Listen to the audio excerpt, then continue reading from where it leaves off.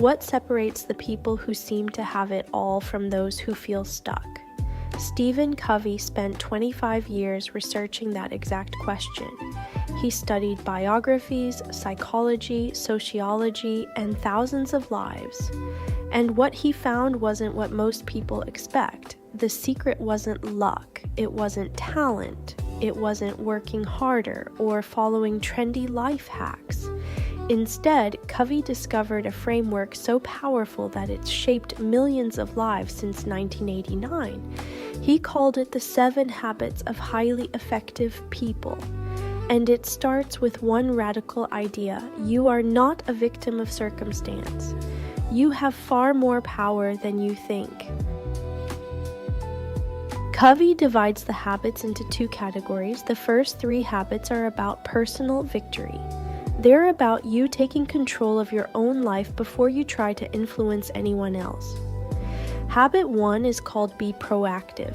Most people see life as something that happens to them. You have a bad day, you blame your boss. You're not fit, you blame your schedule.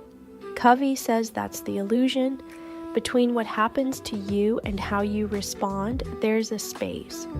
In that space lies your power. Proactive people don't wait for permission or perfect conditions. They don't blame circumstances. They recognize they have a circle of influence and they focus all their energy there. They start projects. They build relationships. They solve problems. The moment you accept responsibility for your life is the moment you begin to change it. Habit 2 is begin with the end in mind. Covey says most people spend more time planning a vacation than planning their life. Think about that. You schedule a 2-week trip down to the hour, but you drift through years without clarity. Habit 2 asks you to define your personal mission, not your company's mission, yours. What do you want to be remembered for? What are your deepest values? Family, integrity, learning? When you start with that vision, everything else falls into place. Your goals align, your daily choices make sense. You stop doing busy work. You stop saying yes to things that don't matter. Instead, you're building towards something real. This is where many people stumble. They never pause to ask what they actually want. They just inherit the goals their parents gave them or the goals their friends are chasing. Habit 3 is put first things first. You know what matters. Now you have to live it. This is the execution habit. Covey teaches you to organize your time around what's important, not what's urgent. Urgent things scream for attention. A ringing phone, an email, a crisis. But important things change your life, relationships, planning, prevention, growth. Most people are prisoners of the urgent. They react all day. They never get to what actually matters. Covey teaches a simple matrix. Divide your life into 4 quadrants: urgent and important, important but not urgent, urgent but not important, neither. Spend your time in quadrant 2, important but not urgent. That's where real change happens. That's deep work. That's meaningful relationships. That's personal growth. By the end of these 3 habits, you've taken control. You know what you want. You're living intentionally. Now comes habit 4, think win-win. This is where you shift from personal victory to interpersonal effectiveness. Most people operate on a scarcity mindset. They think life is a pie. If you get a bigger slice, mine gets smaller. That creates competition, resentment, manipulation. Covey says that's wrong. Life is abundant. Win-win thinking asks, how can we both succeed?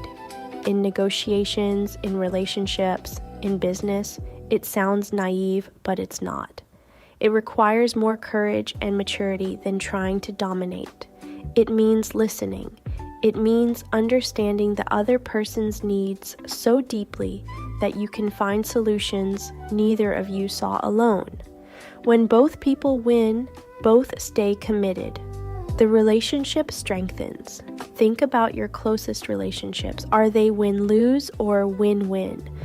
Most conflicts happen because someone's trying to prove they're right instead of trying to understand. Habit 5 is seek first to understand, then to be understood. Covey calls this empathic listening. Most people don't listen, they wait for their turn to talk. Or they listen to respond, not to understand. Empathic listening means you enter another person's world. You feel what they feel. You see what they see. When you do this, something shifts. The other person feels heard, they lower their defenses, they become willing to understand you. This is transformative in marriage, parenting, management, friendship. Covey gives an example. A father and teenage son are fighting. The father finally stops and really asks, what's going on? The son opens up. The father understands for the first time. The conflict wasn't about curfew, it was about respect. Everything changes when you finally listen. Habit 6 is synergize. This is the magic of working together. When you combine proactivity, vision, prioritization, win-win thinking, and empathic listening, something emerges that's greater than the sum of its parts. 1 + 1 = 3. Synergy happens when differences become strengths. A creative person paired with an analytical person creates better solutions than either could alone. This habit teaches you to value differences, to see them as gifts, not threats. Habit 7, the final habit, is sharpen the saw. This means renewal. You have 4 dimensions: physical, mental, emotional, spiritual. To be effective, you have to renew all 4. Exercise, learn, nurture relationships, reflect on your values. Many people neglect this. They burn out. They lose perspective. Covey says renewal isn't selfish. It's essential. You can't pour from an empty cup. The 7 habits form a system. Each one builds on the last. Together they create not just success, but a life of integrity and meaning. Thanks for watching this summary. If you found these habits valuable, subscribe for more transformative books and complete story breakdowns. We bring you new summaries every week. Don't miss what's next.